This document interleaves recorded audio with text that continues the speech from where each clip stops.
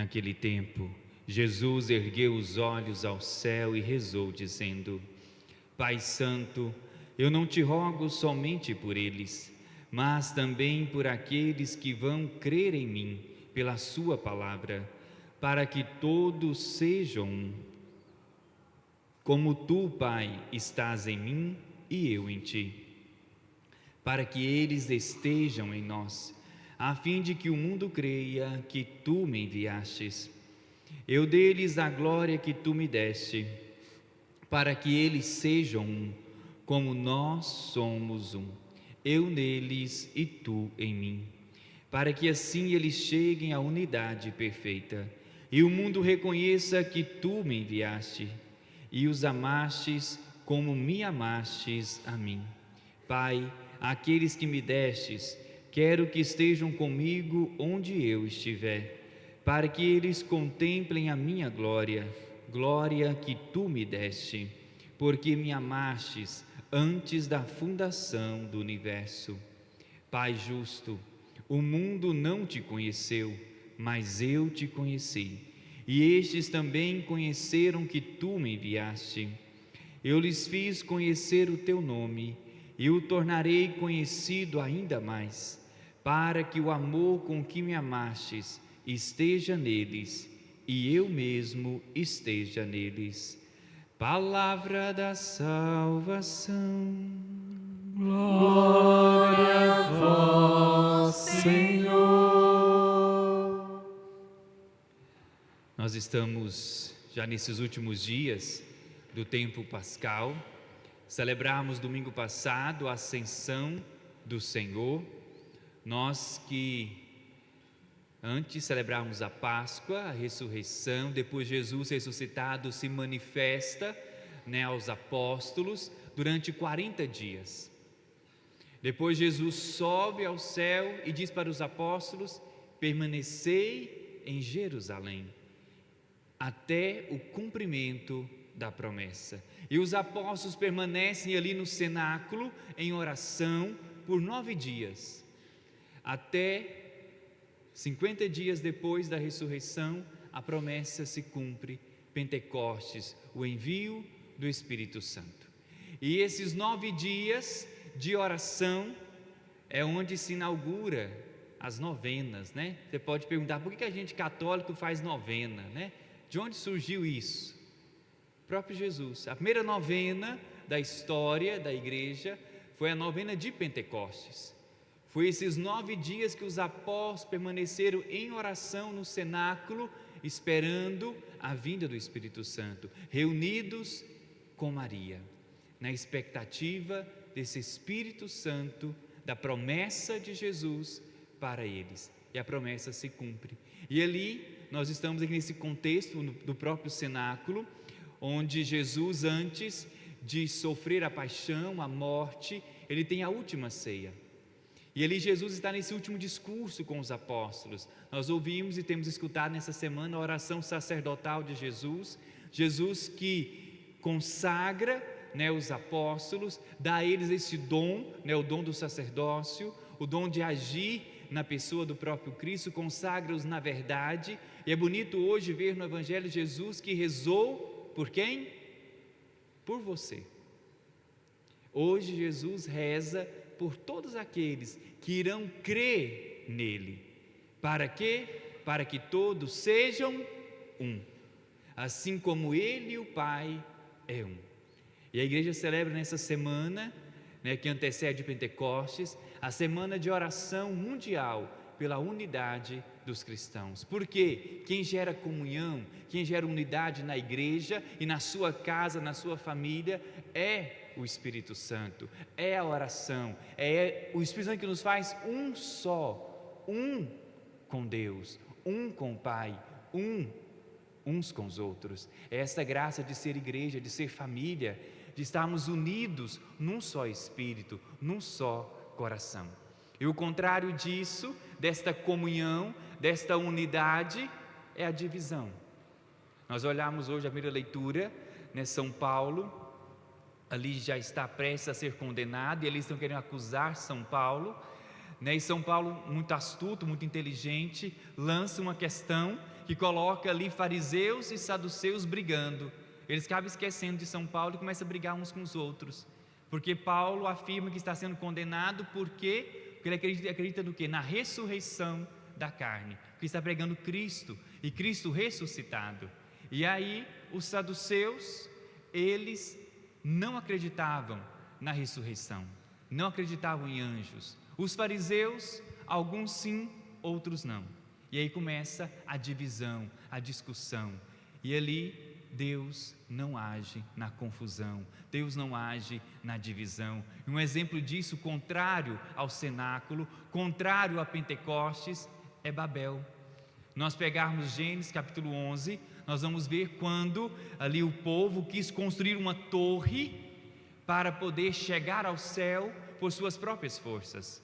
Aquela mesma tentação, né, de Eva, de Adão, que a serpente lança sobre ela: sereis como deuses. E ali também aqueles construtores daquela torre de Babel, eles querem ser deuses de si mesmos, eles querem alcançar o céu, eles querem estar acima de Deus, sem Deus. E ali vem a confusão. Antes todos falavam uma só língua, depois ninguém mais se entende. Quando nos afastamos de Deus, quando nos afastamos do Senhor, quando queremos ser construtores de torres, queremos estar acima uns dos outros, o que impera é a divisão, é a guerra. E o exemplo está aí. Estamos num mundo em meio a tantas guerras, porque um quer ter uma torre mais alta do que a outro. E o que acontece no cenáculo? Deus não constrói torres. No cenáculo é o lugar onde Ele lava os pés. E eu te pergunto, você quer ser construtores de torres ou lavadores de pés?